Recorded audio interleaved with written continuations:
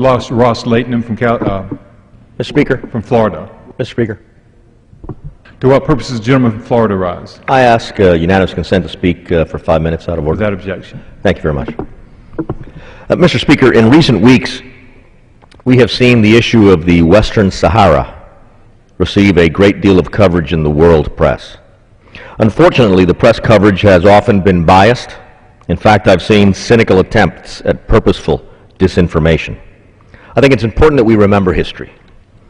Let's not forget that while the Sahara was under Spanish colonial rule, only Morocco laid claim to that territory as its own.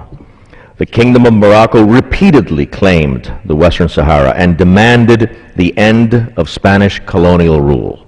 It was only when Morocco's efforts at recovering the Sahara from Spanish colonialism under the leadership of King Hassan II began to be seen as making serious progress in the early 1970s that the so-called Polisario Front came into being.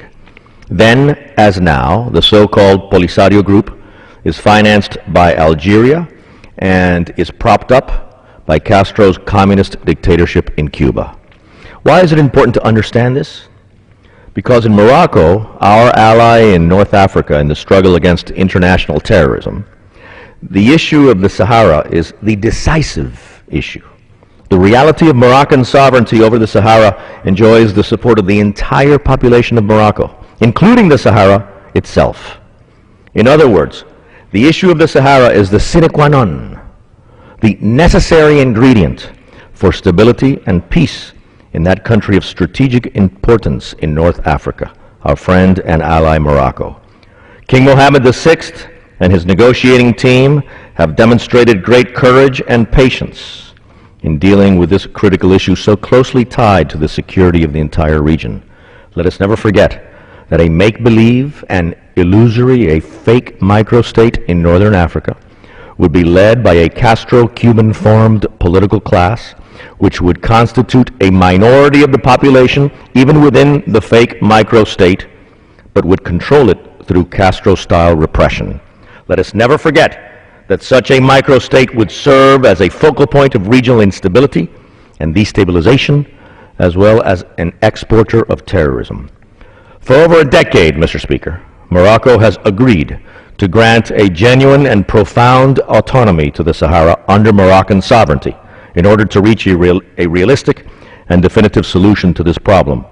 But Algeria and the so-called Polisario continue to insist on the creation of a fake microstate.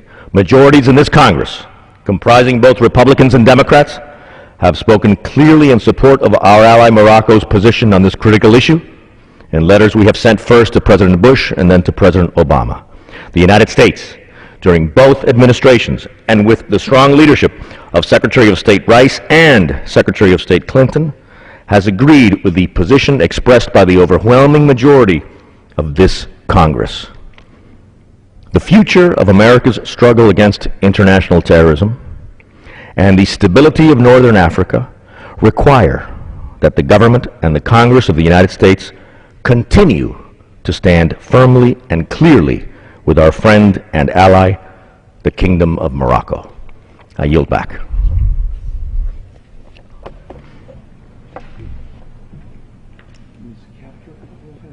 Mr.